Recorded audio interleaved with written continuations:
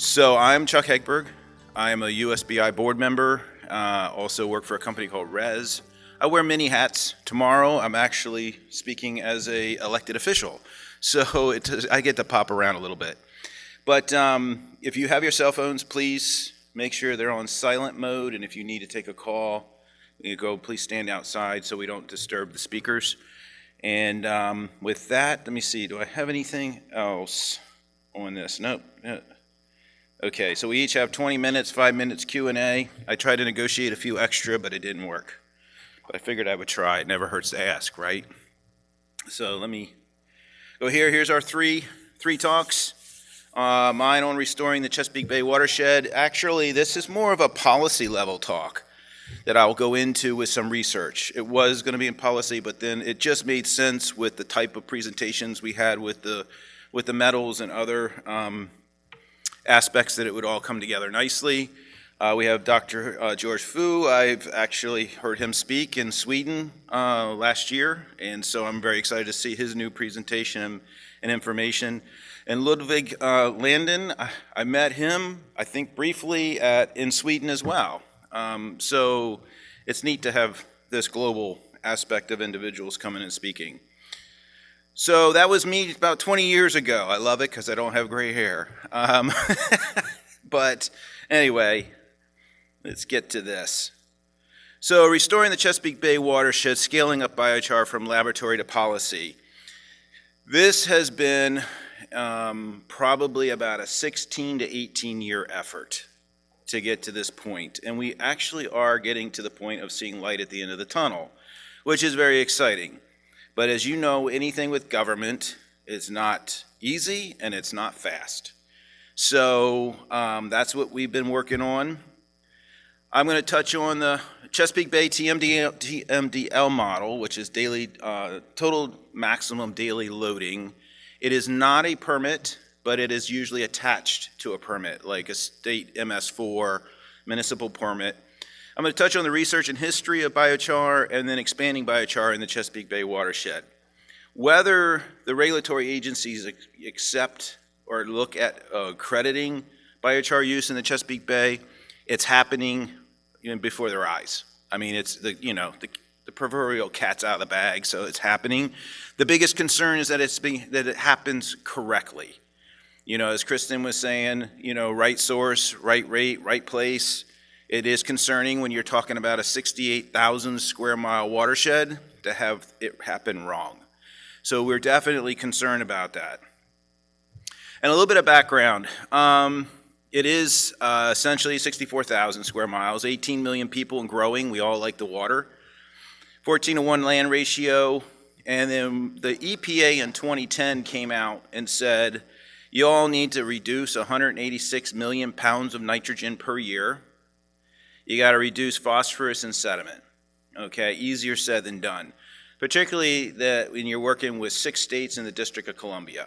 A lot of different political environments you have to work in. Democrat in Maryland, Republican in Virginia and Pennsylvania as related to Commonwealth, at least at that time, and there's been some shifts. And they come together for their photo ops annually and sign the agreement, and then as they go home and they do their thing. So that's been a challenge up until 2010 when President Obama signed over the executive agreement, executive order, basically designating the Chesapeake Bay as a watershed or an estuary to be protected and restored. And with that signature started a whole new process that the governors really couldn't get out of, because now it's tied to an executive order. But then that also put the EPA in charge, and they like to balloon things and make things quite complicated. But biochar was happening before that. 2007, there was the first poultry litter to char. It's not operational anymore, but they were doing that. USBI was founded in 2009. The TMDL happened in 2010. You had research starting on biochar in 2010. Now think about this, when you look at the rate of research, when you think about 85% of all the research has happened in the last 3 to 5 years, 2010, there wasn't a whole heck of a lot of research on biochar, particularly as it related to water quality and its use in remediation and other things. So it was extremely early. 2018, I hosted the first conference in the Mid-Atlantic in Wilmington, and then we had the last one. How many were in Morgantown in 22? Oh, you all missed a good one. And then we held a workshop in 23. This is what took 16 years to get to, is the workshop in 2023, because you have to submit proposals in order to be accepted into the Science, Technology, and Advisory Committee to present the workshop and then eventually get to present before them. It's sort of an academic ivory tower.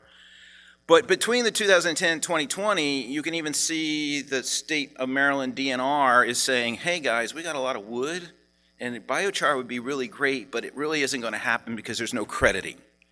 That's the key point. Everything is bean counting in the Chesapeake Bay on the pounds of nitrogen, pounds of phosphorus that you are removing. And so it's an environmental accounting, which is kind of where we are with carbon credits. It's just a lot of environmental accounting, which using biochar to enhance those credits is not creditable because it hasn't been accepted. So it doesn't matter that you've got some pioneering communities that are applying biochar because they know it's the right thing to do and they know it works. But they're not getting any credit for it. So what happened? History-wise, we started doing research in 2014. I started with the University of Delaware on research in soil amendments, in situ soil, and then we moved into bioretention mixes. And then there was a number of retrofits and a lot of things that have been happening between the 2012, or I should say 2014 to 2023. The projects are now getting bigger. Before the term was pilot, I should say laboratory, then it went to pilot, and then of course they moved to demonstration, right? So it's sort of that, I guess, regulatory soft speak as you move up the food chain on some of these things. But now it's not even demonstration. We've got the DC Department of Environment and Energy putting biochar in their stormwater manual. We've got cities writing specs for new contracts. And I think, as they're taking the lead, the government's going to have to catch up. So here's a little bit of research. I don't have time to get into it, but this is basically a research that started in 2014. And it's there's a lot of data here that went over the long haul.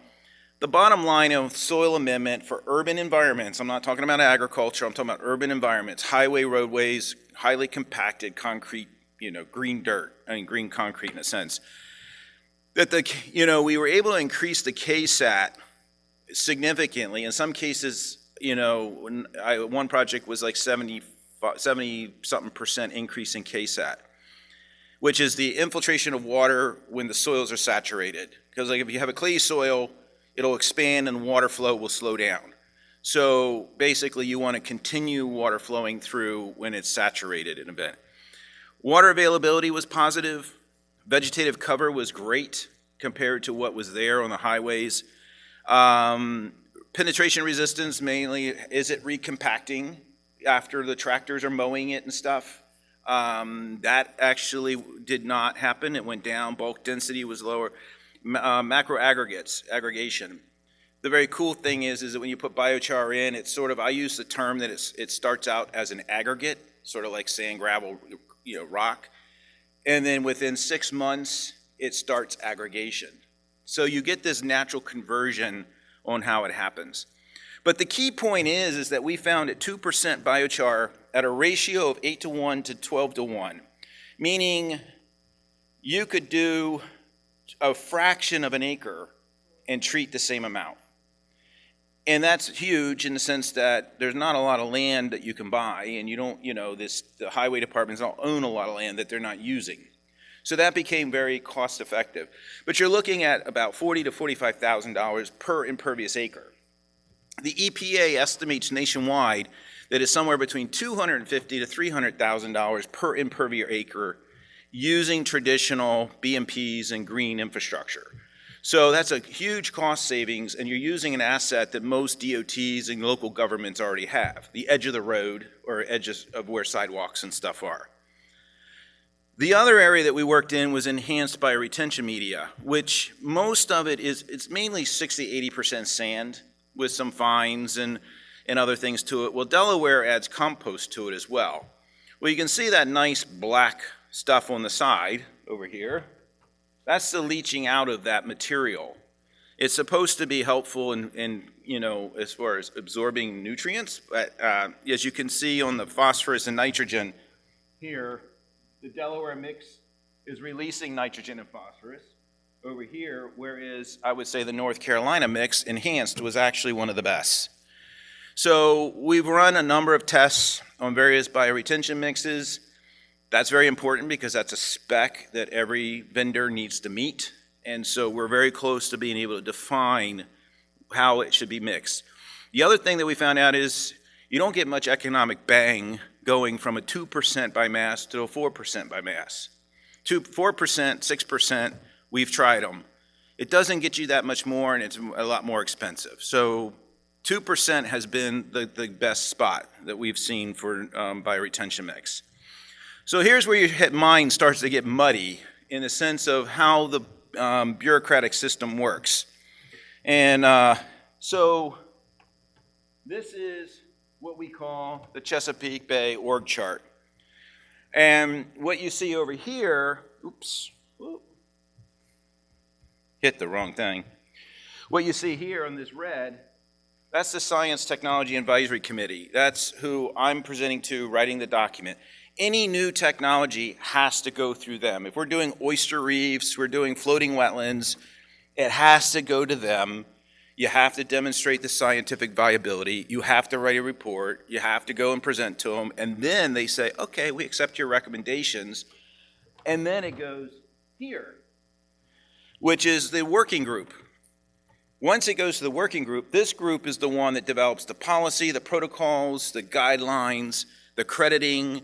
They're the sort of the boots on the ground. Here's how we make it happen. This is sort of the ivory tower academic think tank that says that you guys can do it. So those are the two processes that we're in right now. Is this here was the document, was delivered this week. So hopefully it's in review, and then it'll go here. And that's where we actually get to it. There are two aspects here. It could go as a simplified guideline, which would be about 18 months, or if it goes to an expert panel, it can take over 2 years. So you obviously know which one I'm looking for.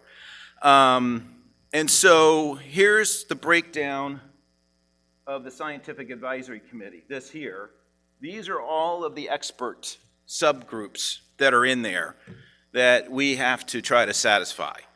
So it's a long, long process. Patience and perseverance are key, for sure. So we had the workshop in 2023. A few of you were in there. We had a number of people from USBI participate.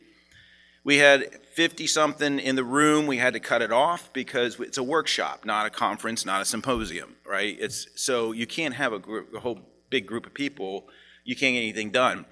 However, we had like 100 people online.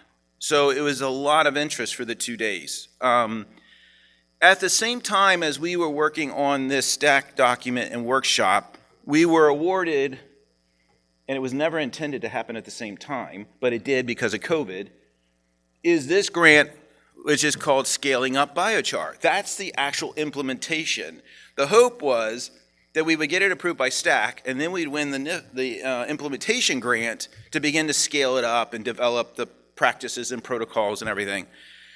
It didn't work out that way, so we now are doing both at the same time, which is quite challenging because it's like the cart before the horse.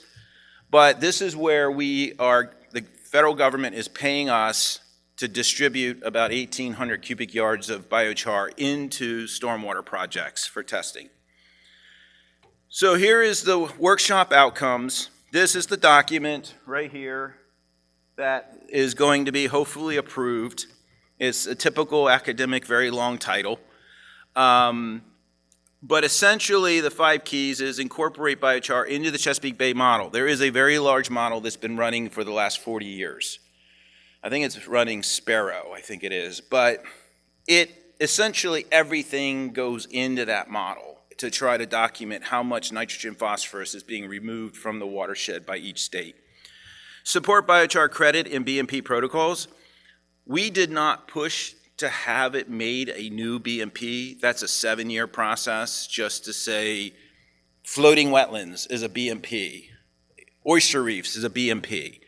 We just decided that biochar covers so much different space that it did not make sense.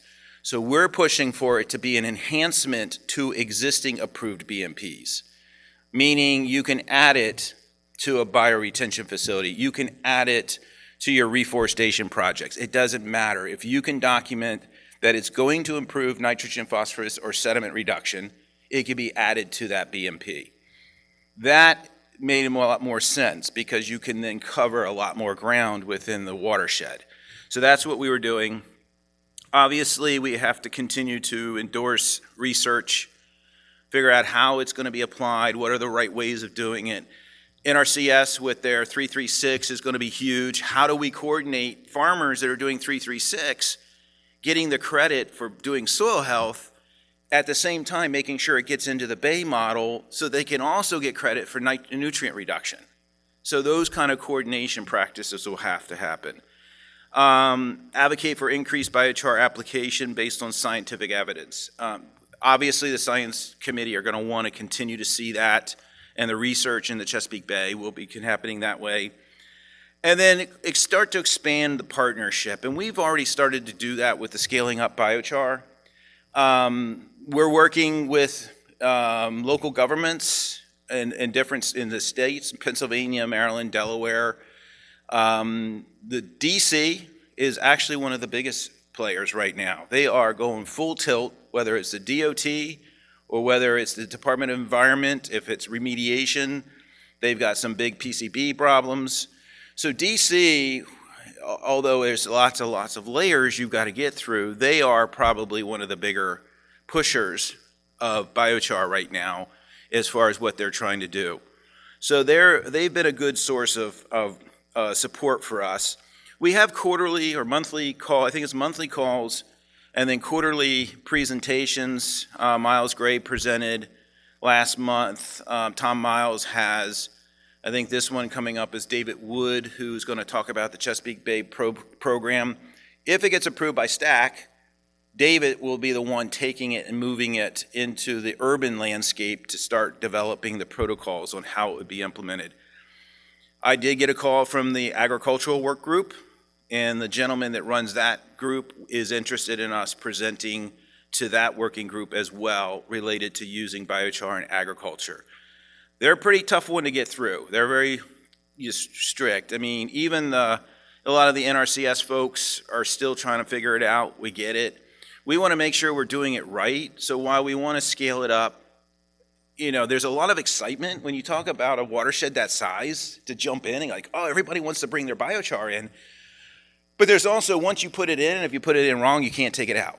So there's got to be a smart process established on how we're going to do this, what biochars meet certain criteria, and how it will be implemented across the different states. Obviously, they have their own jurisdictions, so some states might do something different. But as long as it's scientifically valid, then we have to support it. We can't tell them otherwise. So we have our task force meetings. That's what I was showing before, the different states. We have a website, Scaling Up Biochar. Feel free to look at it. We're adding science stuff to it. We're basically going to be populating, similar to what they're doing with the Pacific Northwest Biochar Atlas. We're going to try to do that in the urban space. So biochar projects, old and new, are going to be populated on there. You'll be able to see it on a map. You'll be able to click on it, get some information on it, what it was. So we're trying to create something like that for the Chesapeake Bay for stormwater aspects. So that site's up live. It will be transferred to USBI after the grant is done. So it becomes a living system that we hope to expand across the country, just like they are with the agriculture. So real quick summary, scaling easier than done. As you guys know, as producers, it always seems like it's easier than it really is. Never as fast as you hope. We all know that one. Environmental markets take time to build. I think we're all a little bit impatient on that, but it takes a while. Partners, patience, and perseverance. As like I said, it's been a 16-year endeavor, but it's been a lot of partners along the way, a lot of champions They come and go because some of them are actually elected officials, some of them are appointed. So anytime you have partners in the government, expect that they may disappear at some point and you're starting over again. A lot of people wait around, just do it, take the risk. Sometimes, and the biggest thing that's hurt us is we all have a little bit of, rogue in us, and so we're like, I'm just gonna stick biochar in here. The problem is nobody collected any data, and data and information is king.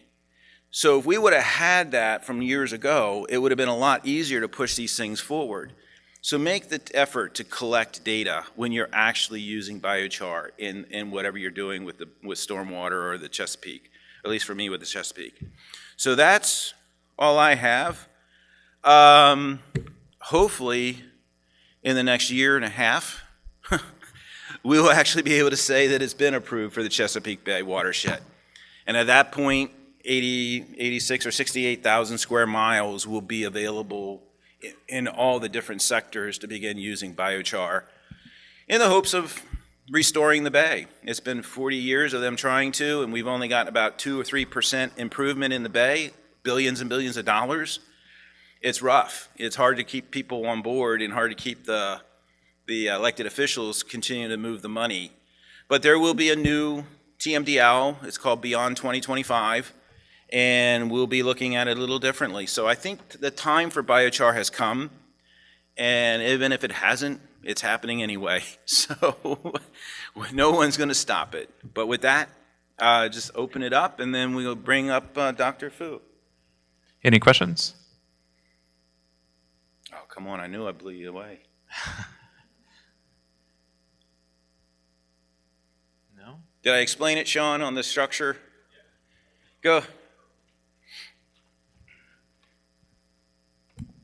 It's more of just a conceptual level, but with the use of biochar as a bioretention media, as you said, what is the plan or shelf life essentially until, say, all the sorption sites have been filled up? Say, at what point do you go back and test to see if that's the case, or what's the plan? Is there a plan to remove it after? What do you do with that material? Yeah, so depending on where you're applying it, of course, you're going to have heavy metals and stuff. But if you've exceeded the absorption capacity of the biochar at 2% of heavy metals, then you got your bigger problems than that, right? You're in a Superfund or something like that. That's a lot. What we're finding on the bioretention mix is when you add biochar to it, the maintenance of it goes down because bioretention mix actually compacts pretty easily with organics. The biochar helps keep the infiltration going, so your maintenance costs go down. But even if you do take it out, depending on where you were using it, you could reapply it in composting, something like that. But most of the bioretention that we've done with biochar, now we haven't run it for 10, 20 years. But that's generally the lifespan that you get out of a green infrastructure or a BMP. When it comes to the soils, that's different. When you come into the in situ soil treatment on greenways, that there is once it's in, and we haven't seen any recompaction. In fact, we've seen it over time, it improve because now we've taken an anaerobic soil to aerobic, and microbes are starting to take over the control of it. So you're just basically accelerating the soil evolution model a bit with it. But bioretention is very important because biochar is brittle. If you go trying to mix biochar with sand and gravel as part of the bioretention mix, you're going to pulverize it. So you can't mix it in the same fashion. You can't apply it the same way. And that's actually, I'm working with a number of large blenders to figure out how to do that appropriately. So.